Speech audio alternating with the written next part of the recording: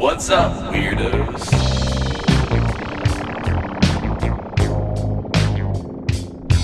What's up, guys? Welcome to the Weirdness. My name is Brian Target. I'm here with... And Rob Biddle.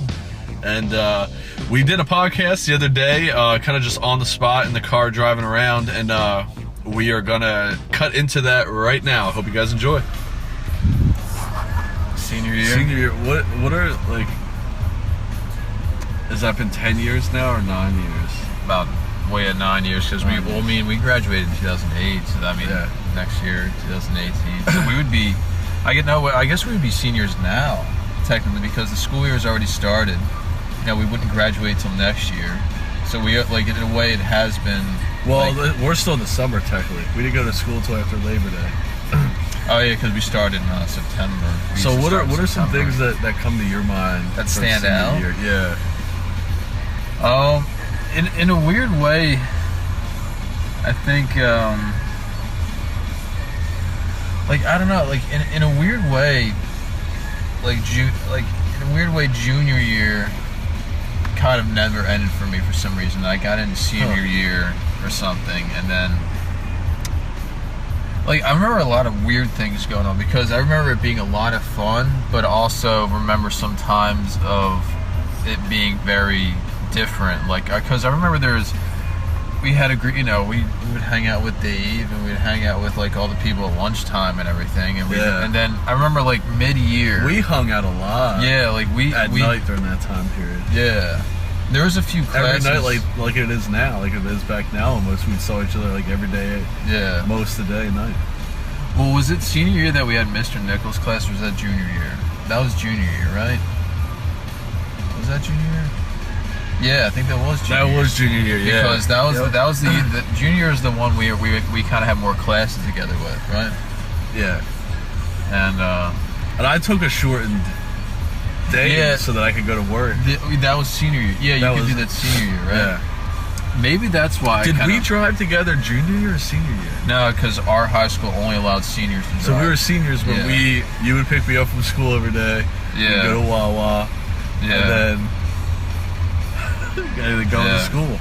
And then we would either hang out, keep hanging out, or you would drop me back off. Yeah. Well, yeah, I think maybe that's what senior year was different for me with, in a little bit. Like, it was, like I said, like, mid-year, I remember, like, all of us still had lunch together. Like, that's where, like, I think we all sat, you know, like, we had our friends at lunch together. But I remember midway through, there was times where people, you know, there would be activities during lunch or, like, I think you would sometimes leave to go to work and stuff. So at that point, like, mid-year, it kind of got different. Like, it was, like, junior year was fun, beginning of senior year was fun, and then, like, I feel like as, like, time started to pass, it started getting a little different. Yeah. You know? I wonder, did you have a weird feeling about graduating and then, like, being out of high school for the first time? No, I never really had that like, I never either. To me, it was just, I don't know, like, I didn't really... I remember it being weird, like, when the next time to go to school, or, like, when the next, like, September would come around. Like, that next September came around and I didn't go to school. I remember it being... Yeah, what was that like? Because we were driving around, and we would drive around and you see school buses and stuff, and we were just last year getting on that, or like it's being around that. Yeah, because for me, like, I remember going back to, well, then I was going to, you know, I started doing the college thing in the next September. So for me, I felt like I didn't have any kind of drastic change. Like, how was that for you though? Like, because that was a totally different. That must have been totally different. Because I also didn't have a job right away. Yeah, you did. Yeah. Because I was at a Clementon Park, and then, like... Yeah. And then, like, after that summer was over, I didn't have anything until a little while. Yeah. Well, was that, like you said, when September rolled around, you start seeing those school buses again? Like, what was running through your mind? Like the first time... I think it was just surreal. Like, it was just a surreal, like, wow, like... Like, it just didn't, It was just like, whoa. Like, it was just a surreal, you get that feeling. I didn't have many thoughts. I think it was just that weird, like, feeling. Yeah, and it kind of, like, passed real quick in a way. Yeah. But it was I don't know. Because that's Life started to definitely change a lot after high school, for me at least. yeah, A lot of just like yeah, quick changes yeah. made the time go by fast in a weird way. I look back, but you have Yeah. that feeling too.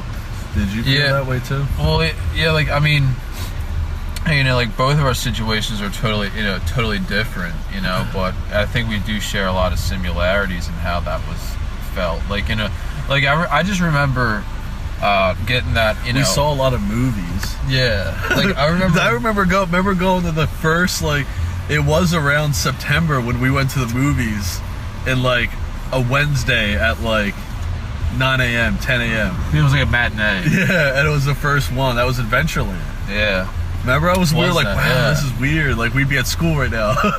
I do remember that. That was weird. But no, like what? I think what. You know what really changed it for me? Like I felt like I was still in high school a little bit until I started working at Clementon.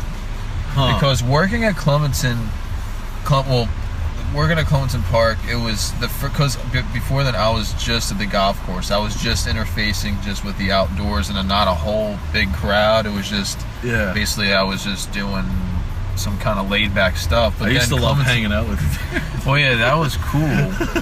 But yeah, like that had its freedoms because that's why I kind of went back to it. You know, it was like a cool place. But Yeah. but Clementon Park was one of those jobs that kicked my ass mentally and physically more than I ever thought work could be. I feel like in a Because- real way it got me ready for the world. Yeah, like in a way, like that was. I would say Clementon Park is probably the most important job or experience that I could reflect onto how real life works. Because, I mean, it was just like a mixture of things. There's a lot more responsibilities. Like you were Yeah. literally kind of working with responsibilities that had money kind of tied to them. You know, like budgets Yeah. and everything. And, You were a supervisor at this point. Yeah, because like you became a supervisor. How did you were a lead first, right? Yeah, well, you what didn't I really, yeah, like my first year, my first I had day, you put there as a lead. I was, I would work the regular rides and everything, and then the roller coaster and the log flume. You had, there had to be a lead there. So like, Yeah. I kind of had I had exposure there and stuff. And then I don't know how it became a lead. I think it was just perhaps it was one day where maybe we were short-staffed or there was or I don't know, or I'm not sure, but that led into a bunch of other things. But like I don't know, like just having the respect, because I remember you always tell me like the most important thing is safety, you know. Yeah. And that kind of got me realize, we're dealing with, I don't know, what was an average day at the park? Like how many thousand people would probably, like on a busy summer day? Like what was Once the you number? started working there and it started getting really busy, it would be Like, like a few thousand. On, like, on and the then- weekends and stuff. Like you're getting a mixture of different people's emotions and experiences. Some people are having a great time, some people are having a lousy time, and some people are somewhat violent, some people are somewhat. We had some bad fights and shit. But it was just you kind of got to interface with the world in such a way. You kind of get a taste of everything in such a way where a lot of it was scary, and like you're like panicked because you needed to make decisions that were going to affect a lot of things, and Yeah. how people react to them and everything. And I think it was that really, at that point I kind of understood like a duty as someone having a job, a duty as in doing some specific work for something, and people were relying on you to do that. And that's when I finally found myself out of high school. Like, at that time, that was my summer job while I was in college. I still, at that point, Clementon Park broke me from what I knew and what I was to learn. It's and interesting. kinda Like grow from. I find those years and those experiences like very special.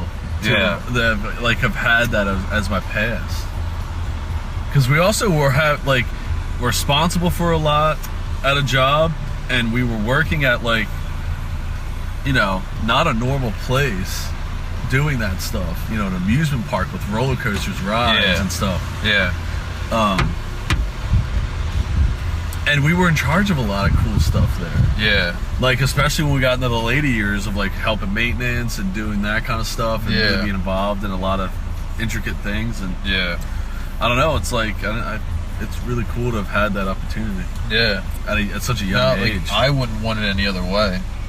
Like, I remember the first day being a supervisor. That is the day I will always remember. I'll always remember that, because at that point, I was just and always told. before that, we were helping set the park up. Before you were still a supervisor. Yeah, and we were getting doing the park ready. Yeah, well, that was cleaning one of and the stuff. what was that old? Oh, place, the ballroom. The ballroom above the. That the was food. one before that got demolished. We were cleaning that out. I was helping everyone clean it out, and that was there was all these experiences where it was like, where I think in a weird way, well, I failed in stage crew at, because I didn't have my own mind at that point, but working there kind of like made me do things that I reacted with in the real world. Like, it wasn't just, I don't know, it just put it in a different perspective. But anyway, like, my first day supervising, where were you at?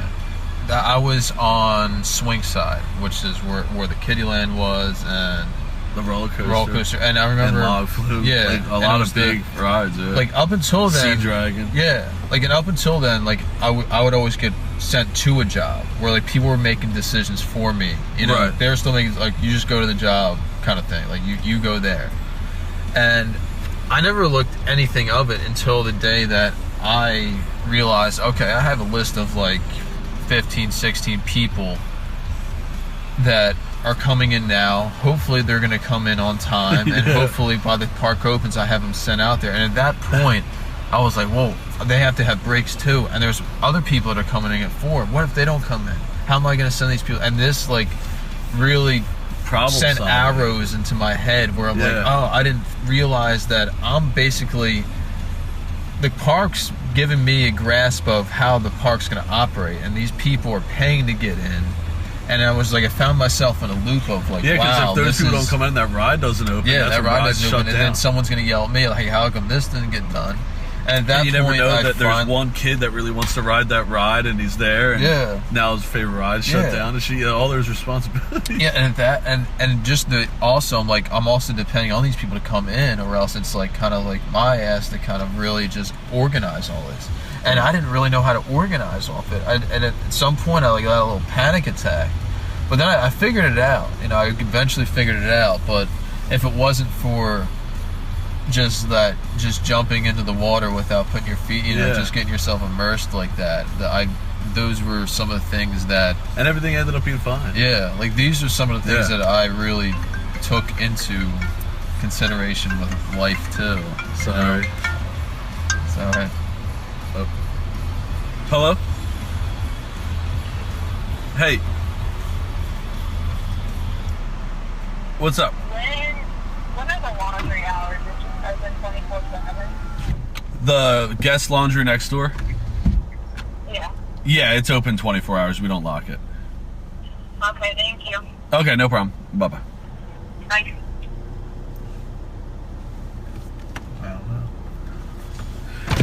So going back to that, what were we talking about?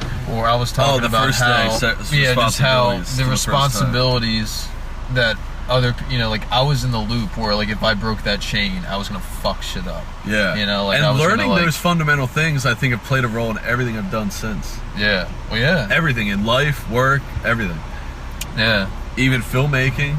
Yeah. I've learned like a lot of those connections and stuff like helped open up other possibilities. Yeah.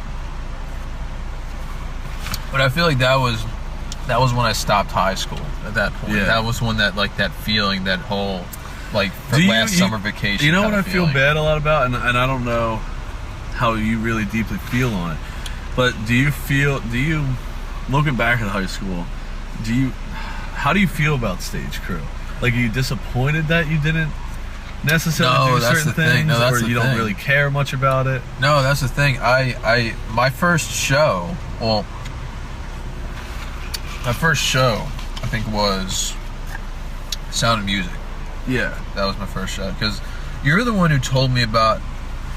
You brought it up, like stage crew, for the first time to me, and at that we were point, building I had no connects. idea. We were sitting on the floor, and I believe it was probably around Christmas time, Thanksgiving time, because that's usually when the shit would start to gear up for the next one.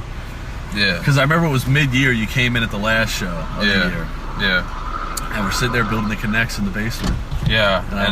And you mentioned, I was like, I really think you would enjoy it, and I feel bad because you really did it. No. That's the thing. No, that's here. Let me explain why I did enjoy it, though. That's the thing. Okay. Because it was both sides, and I think it was one of those things where it helped me along as well. Like it was the way it was meant to be for me, and I'm glad it was like that.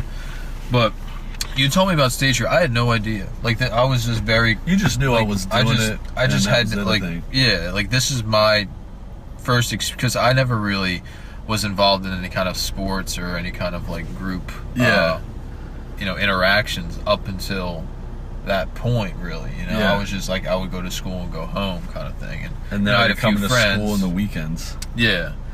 But that was the first time where I was involved in that, and I liked it. Like I found myself working with other people, even though if it wasn't the major stuff, it was just like cleaning up or painting something. It kind of, and I met a few new people too, that like had a lot of longevity, and we're still still friends, still know everybody kind of thing. But there was also a downfall because I didn't really, although I would kind of interact, I didn't really truly know how to interact. Like I didn't know how to, like I said, like what Clementon Park taught me, to kind of like, no one's going to tell you to do it, you just got to make it work kind of thing. Yeah. And I still didn't understand that at that point. That's do you think where you Clementon took some Park of the broke. skills you learned at Stage Crew to Clementon to help start that process in a weird way? That's the thing too. Like I didn't know how to like put myself, like one of my problems with stage is I didn't know how to put myself out there and say, hey, hey, what's up? What do you need help with? Let me do this kind of thing. Like let me see what you're doing. I can help you out. I would just kind of like wander around and then like in a sense of hoping someone was going to kind of see me and work. But that's not the way it was. And I think that's why, like, I didn't know how to be pushy, where like instead of people pushing me around, like, oh, we need someone to hold the curtain, I don't know, just get that guy to do it kind of thing. I think that's what happened. Like I wasn't interacting with people. Like wasn't like, yo, what are you guys working on? Let me help you out. Let's see what's going on here. Yeah. Whereas I was just in my head still. What I was saying about Clementon Park kind of broke that. But at some point, I did enjoy doing the shows, and I did enjoy seeing the set evolve and all the complexities of the lighting and the set work and the organization and the grips and the sound, all these things that have come together for this time and moment on this stage that's happening. And there's a lot of, like that I loved, and ultimately, like that's why I felt like I was there, but I didn't know how to involve myself. And there was a point where I just got tired of, like, tired of my own medicine, basically, where I was just tired of not being interactive. I was just like, I think I have to step away for a while, and because that's when I started golf. Like that was the time.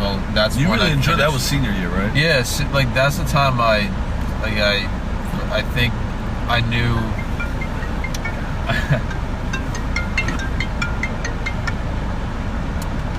Hello. We stopped by 5-1.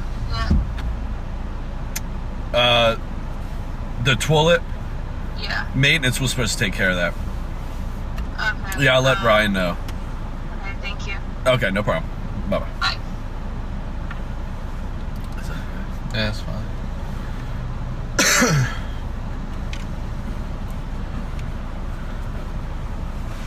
I feel like I was more beneficial from Stage Crew than going to high school in general. Yeah. I feel like Stage Crew taught me like everything I know about everything I continue to do outside of high school. Yeah. And I think I like in a way what was I gonna say? In a way I can see that coming through you. Like I in a way you knew how to evolve your intelligence, and you knew that the way they were teaching it wasn't going to suit how you knew you wanted to interact and In the future. Yeah.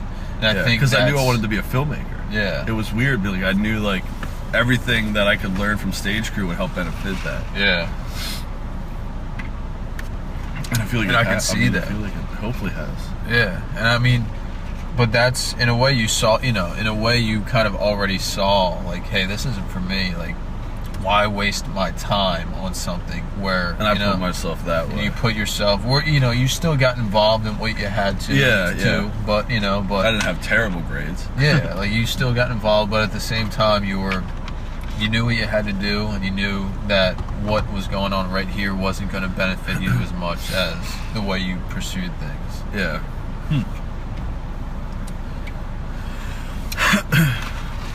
And ultimately, I think that made you happier in a Yeah. way. I think that, like, whatever, even with what was going on in your head at the time, I think ultimately it benefited you Yeah. in the long run. Yeah, I feel like it has.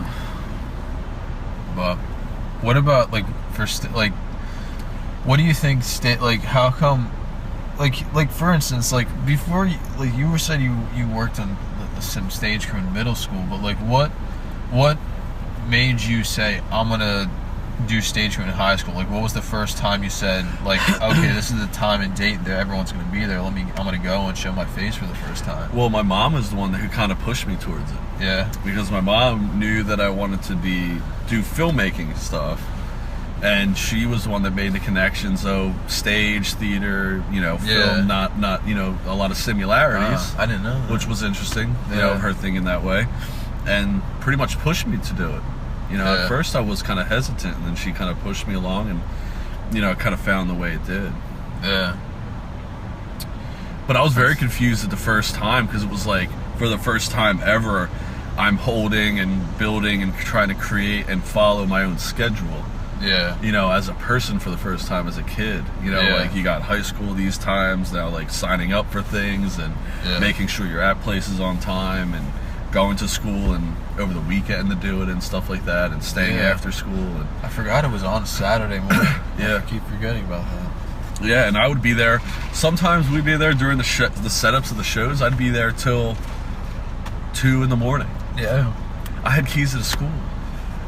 There's times Like, you they guys gave me- order food and people think Yeah. the delivery guy is a It's a- joke and they it's want a to deliver joke. to the school. Yeah, and we would have to describe them. No, we're working at the stage crew. We're doing the theater show. It's at the back of the theater. Like, give him all these specific directions, but he still probably thought we were fucking with him. The guy's probably not going to be there. But you were there. I don't know, yeah. Well, So yeah. thank God my mom did push me to do that, because I feel like that put me on the right paths. Yeah, because when you were doing lighting, there was I think, because even my first year, your second year doing it, like there was a sense where, with lighting, you had a large connection with lighting, like almost instantly or something. It was weird, because I didn't have any clue that when I first got there, it was like the first or second weekend, they were doing, like, the older people in the stage crew were doing, like, the sound and lighting guys were doing, like, a general class on how to run basic lighting and sound. Yeah. And then you could sign up for it. So I signed up for lighting. I was like, lighting sounds interesting. So I did the lighting one, and it was a few people there. But then it ended up being like I had a one-on-one with the guy who was teaching at Brent, who became a great friend. Yeah. And we were up in the catwalks, and he was just asking me, like, why am I interested in doing lighting? And I told him all about my love for film and wanting to direct, and like think that like it could be a good path to try. It sounds interesting. Yeah. And he had the same wants and dreams. Like, he loved film. He wanted to produce films and write stuff and things like that. So he ended up picking me to be his assistant that year. Yeah. And from like freshman year to senior year, like my first 2 years in high school was being his assistant. 4 shows. This is a lighting assistant, helping him, watching him design, and helping that and seeing that happen and stuff. Yeah. And then junior and senior year, they picked me to be head of lighting in his replacement when he graduated. So then I did 4 shows as the head of lighting, designing it, and it was like a blast. Yeah. One of the best times, some of the best years of my life. Those are. Did you like when you were doing lighting? Because like I'm talking about, you got in, like you were in it. Like I could sense it in your eyes and the way you were doing things. Like you were in it, and I felt like while you were in it, you didn't have any kind of fear. Like whereas someone who's like, let's just say, learning to play, learning anything for the first time, there's a certain amount of fear going into, like, I'm gonna be bad at first. Yeah. But I felt like you just didn't have that fear. Like you almost, like it was an instinct. You kind of knew already. You almost in your head, you already went through those trial and errors. Yeah. And all these like first time kind of like getting everything kind of what's the word? Like kind of getting the bugs out of the system first, kind of fears. But it felt like you had an instinct to just go. I didn't sense any fear. I mean, I don't know, did you have any fears or anything? No, it's weird that you bring that up because I'm thinking about that and I really didn't. And it was probably because I had the good 2 years of like being very hands-on. Yeah. And then it was just me, and then I feel like I got better at it as the shows went on, leading to Little Shop of Horrors. Yeah. I did Little Shop of Horrors when I was a junior. Yeah, you were a junior. And that's like what the most proud I've ever been of lighting. Yeah. During that show.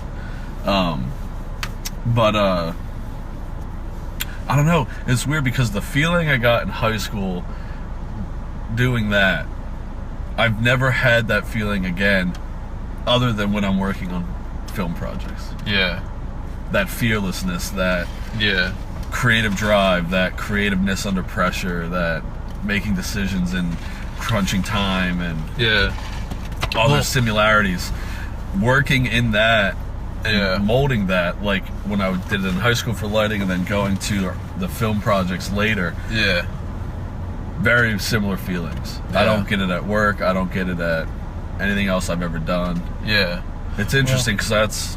Well, why, like, I mean, just out of curiosity, then how come, why not lighting? Like, because I know you try to pursue lighting as a profession, like, because you were working for other lighting companies and doing a bunch of like stuff in the real world. Like, how come?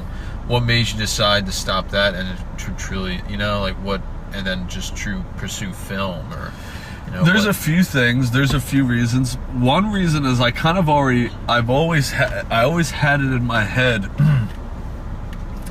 that stage crew and lighting, and then a lot of the lighting things that existed after that, was just a stepping stone to film. Yeah. Like it was like something I felt like I could go through, and then it was like when I got good at it in high school. But I always had that mindset in high school. I want to be a filmmaker. This is something I'm doing to learn and stretch and get to a point when I'm doing this in a film or something like that. Yeah. Where was it going? But the thought that I had outside of high school was I was getting out of high school and I knew that I didn't want to go to college because I knew I didn't want to go to film school. I didn't want to spend a lot of money doing that. But what made that okay was I had lighting kind of as a profession at that point. Yeah. Like not as a profession, but like I could turn it into that. Yeah. Instead of going to work at McDonald's or going to work just at like some job, why not do lighting? Why not try to get out of high school and go and just do that? Yeah. Because it was in my heart at the time. Yeah. Yeah. So then I just pursued that. Yeah. But I always kept in mind that like, I'm just learning things for the future. Yeah. In a weird way. It's just using those creative juices. Yeah. To kind of it really was, exercise those creative juices, to then kind of reinstate it in your learning experience. And in a weird way, the jobs and the things that I had outside of lighting, once I got, because I had a dream that, like, not a dream, but I had a want to do the Dead Man's Party at Six Flags. Yeah. The lighting for that. Yeah. And I had a blast doing that. That was probably like the most fun I've had at a job ever, getting paid. Yeah. And getting to be able to do that, set that show up, and help a part of it.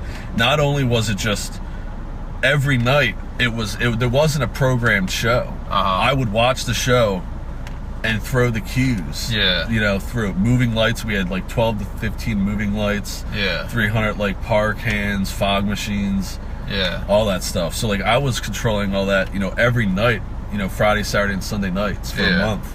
Yeah. I felt like after that was done, I was like, I'm not going to do anything cooler than that in lighting because I don't really want to take it as far as I could. Yeah, because, you know, really, I think like that kind of gave me a stopping point. Because then it becomes a repetitive. Yeah, it kind of started to do that. Way. I like started getting jobs after that weren't nearly as entertaining. As cool as that, but it was just like kind of just the same, but not really. Yeah. You've exercised that. Yeah, I already hit the top point. Like you like in a way kind of a dream came true. Like your coolest dream came true, and you were like, like this can't really top. Yeah. Yeah. So then I kind of started feeling myself that I was done after that, and I was just doing it as a job. Yeah. And I didn't really enjoy it. Yeah. So you know, I started to kind of move away from it. Yeah. You know, to try to move to some other things that I would enjoy better, or something like that. I don't know. I mean, I kind of felt like in a weird way, like I kind of found that with graphic design, in a weird way where, you know, there was some really cool jobs that I had, like that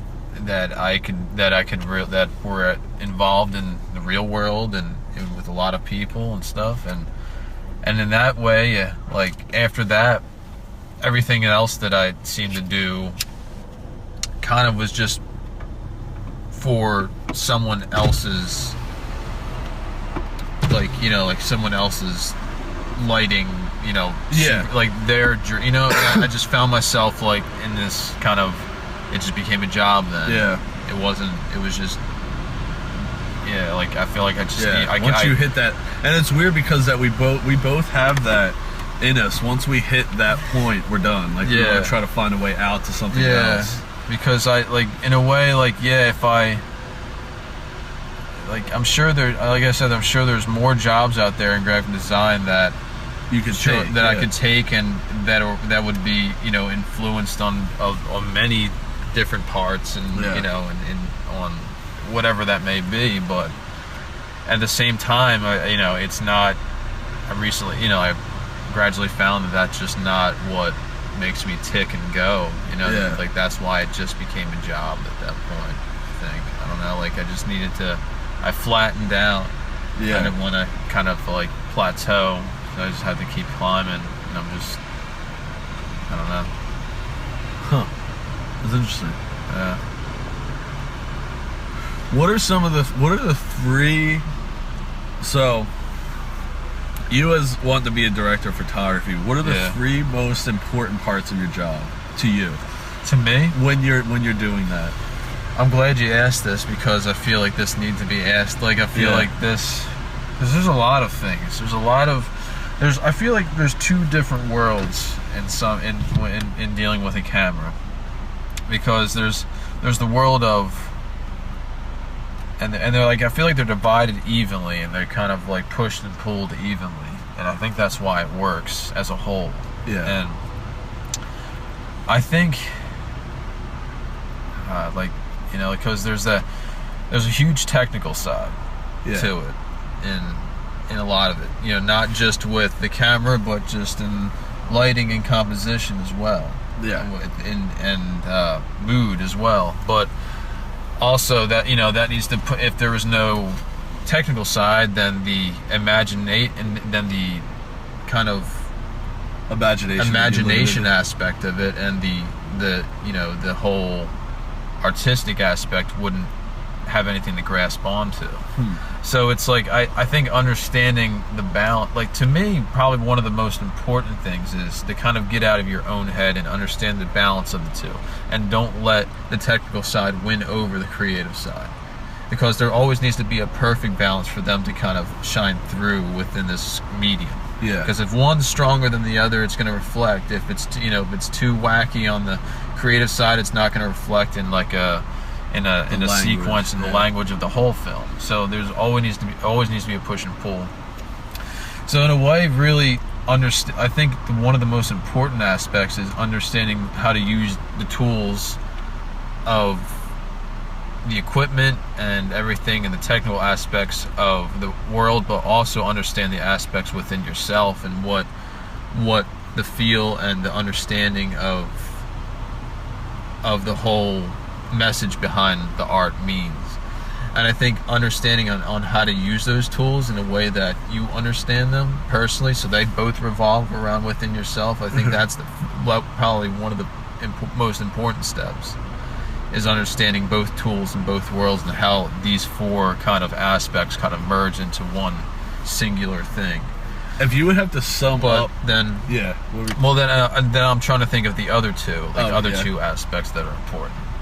Would probably be, I mean, there's always a certain aspect of social and integrity and social things with how you also interact with others working within it, like the crew, and also, and I think there's another important, I think, and perhaps another great aspect is confidence, and letting your because there's a certain aspect of confidence in which you as a person, as a whole being, and within what you are doing yourself, can drive forward into it, rather than just put at park and with kind of going along with everyone else's way. Like, be active within the whole frequency of what everyone's doing, I think. Yeah. What is your definition of a cinematographer? Like, As you a have to define your whole... Well, that's basically changed words. because it can be multiple things. It all in a way, it all depends on the project. Because no matter what, I think there always has to be a personal aspect, a human aspect involved. Yeah. Here, say the question again. What was the question? So, like, if you had to to you, what does a cinematographer mean to you? Like, the definition of it. Definition is, to me, it's a job in which you can defy, what you can transform senses and messages through a medium. And how you do that? Because I mean, technically, at that point you can, you can call yourself a photographer in a certain way, and still images in which you can encapsulate certain meanings or something like that, but also, and then putting that in motion and giving it that real world and real interaction aspect to it. It kind of takes photography and makes it like a three-dimensional. It makes a three-dimensional burst of this feeling or something of this idea, rather than just this two-dimension feeling. Where then you can kind of interact with different. It's really all about being in a car. Yeah. And being and understanding where your destination is and going there and knowing the roads to get there to make a sense of this. It's about a unity, I think. Yeah. Cinematography is about a unification of sound, vision, and also this other kind of almost spiritual aspect to it. Now, I wouldn't say spiritual, but this certain feeling. Yeah, when you get the right emotion. movement and music and dialogue acting, like, it could be a spiritual moment in a weird way. Because you tap into that. Yeah, I mean, to me, I guess, because you can read, because you're trying to capture fake magic in a weird way. Yeah. Like, you're trying to set up, the director's trying to set up this scene, that these actors are going to act in, and you're, like, you have to capture a false magic in a moment. Yeah. It's a part of putting that together. Yeah. Like, the way that the cinematography goes with that will define, will help make that become or not become that. It's like there's an event going on. How do with the intensities of how it's going on, how do I want that to be seen? There's an event. Yeah. How do I want to be that? If I were to play God for a second, if I was God, I'm not saying I am, but I'm saying this is all kind of talking within, like, on set, if I was a God and someone came up to me and said, hey, I want to know what it's like for this to happen, in a way. Yeah. And that event you know, for instance, that Plays event out. that's happening, how would I want them to see it in every aspect of how it's emotionally portrayed in real time? So it's like you're mapping out this event. Yeah. You're not mapping, you know, you can, of course you can map it out on paper and read it, but mapping it out and kind of making it seem, you know, make it portray Like this it's actually lively happening. event as if emotions were more powerful than how you interface with it. Then that's how it would be seen. That's You know? interesting. Yeah. I don't know. It's a very interesting point of view of it, like. yeah. I It's would deeper. suppose. Yeah. Because that's what I let you know, the more the film is deep, you know, and there's Yeah. things to see there more than just Yeah. a flat image, and I feel like that's a big part. That spirit is a big part of that Yeah. imagery. And it's weird because like I feel like in a weird way, I've never was good with emotions as even growing up. Like Yeah. facial expressions, I like kind of picking up on cues Yeah. and stuff has always been a challenge of mine in a weird way. And I'm not sure if that plays hand in hand or not, but Well, do you think you watch it more? maybe or study maybe it I more? maybe I Like when you watch human interactions and stuff? maybe I take in too many scenarios perhaps, and that's why it doesn't really like I can't perceive Maybe. it in a certain way. I don't know. Well, what about for you? What Yeah. do you think as a whole? Like, what are your most important things as like if you were to say you're a director? What are the Yeah. three most important aspects you can think of? To me, the three most important things of a director is the first one is to have a vision, direct vision Yeah. on what he wants to see on the screen, sitting in the audience.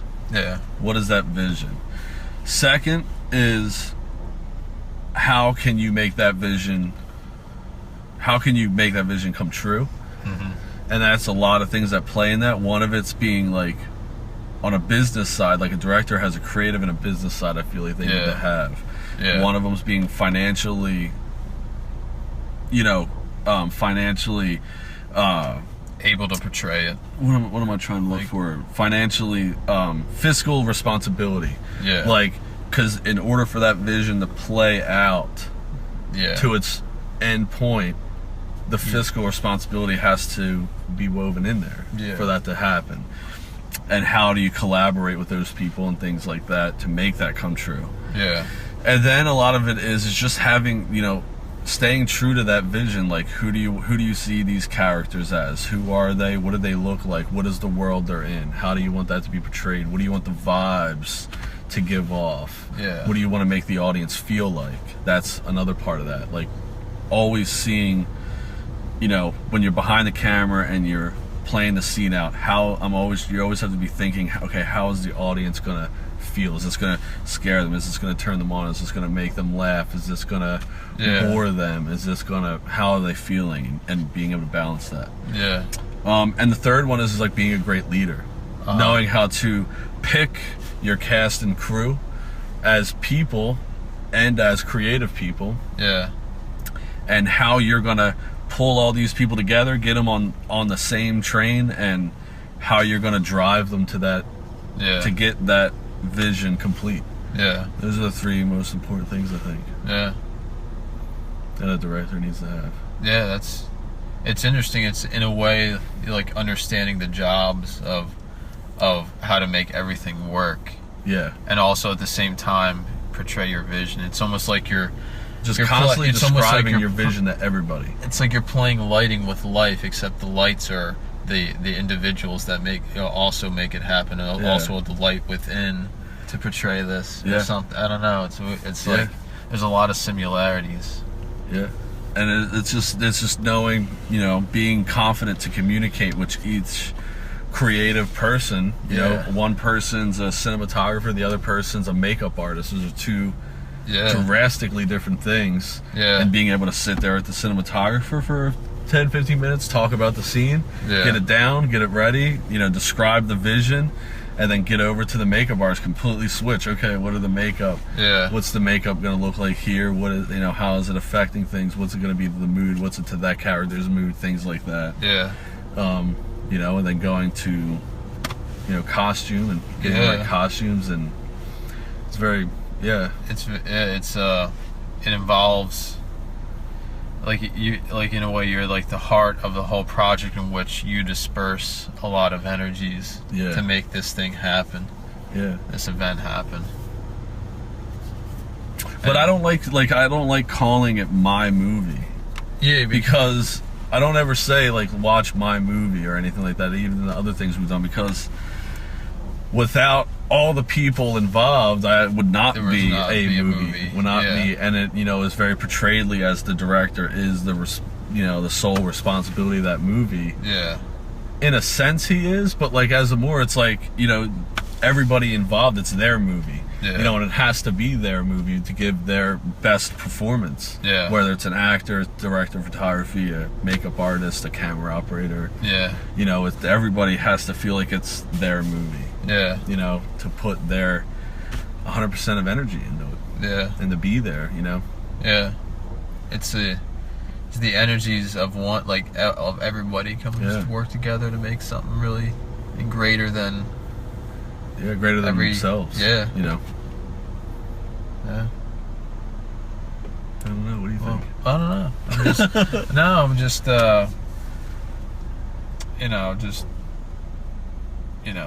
sometimes you think, where did the time go when you look back, and it's been there's a lot of experiences that you never really realize and kind of take in until you peel it, just kind of peel things back and review and collect.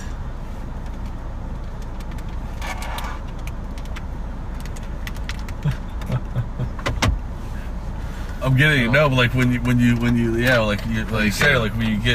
when you get a little depressed, I'm like, oh God, look at how fast the time flies. Yeah. You really start to think about high school and things you did in high school, outside of high school. Yeah, and how jobs and summer jobs and that's all just led you to this point right here. Yeah, that's the time. Yeah. A lot of time. A great fucking time. Yeah. Some not so bad, some terrible, some good, some great. Yeah. But it all ends up being okay in the end. Really? Yeah. It all ends up being just okay. It's weird how the emotions kind of start to just flatline a little bit when you think back, and it's just it's all good. Yeah. Because you're here now still. In a way, it is all just good, even the bad. It's just, all good. Yeah. When you look back 10 years or something like that, because I like who I am right now, at least. At least I hope so. I'm okay right now. Yeah. So.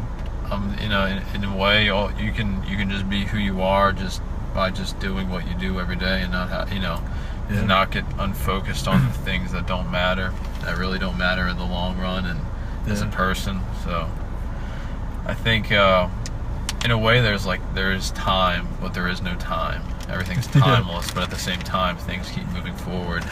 That's weird. It's a big push and pull between the reality of time and just the whole aspect of just time as a whole. These are pretty good candies. Yeah. Nice and warm too. I don't know why I like chewy candy so much. For a while, as a kid, I loved the warheads and the hard candies and the lollipops and shit. I was a fucking candy fiend. Yeah. Fucking couldn't live a day without candy, a popsicle, anything like that. And nowadays, for some reason, it's all about the chewy. It's all about just I'm still in love with the chewy candies. I'm a bigger chocolate fan nowadays. Slightly more bigger chocolate fan. But I don't know. Something about the chewy, the gummies. Loved your fucking house. 2 months. 2 months after Halloween. There would be an explosion of Reese's and we would Pieces. still eat the shit out of that candy every night, and it would last 2 months. It would start getting down to the Smarties and the bubble, the double bubble, and Those are the last to go. The Smarties. You take You take one roll of Smarties and that'll last you a whole year because you just stare at the others like, oh. Those are hard to get down. Those are good, but they're fucking so sweet and they're just like, there's something about. Cool. I hope that didn't end kind of oddly or whatnot, just because certain other things with the recording. Yeah, it's kind of just on the spot. Yeah, on the spot. So, but if you guys like hanging out with us, please follow us at the Weirdness Pod. And yeah, the Weirdness Pod. The Weirdness Pod at YouTube, Instagram, and Twitter. Thank you guys for hanging out with us. We'll see you next time. Stay weird. Bye-bye.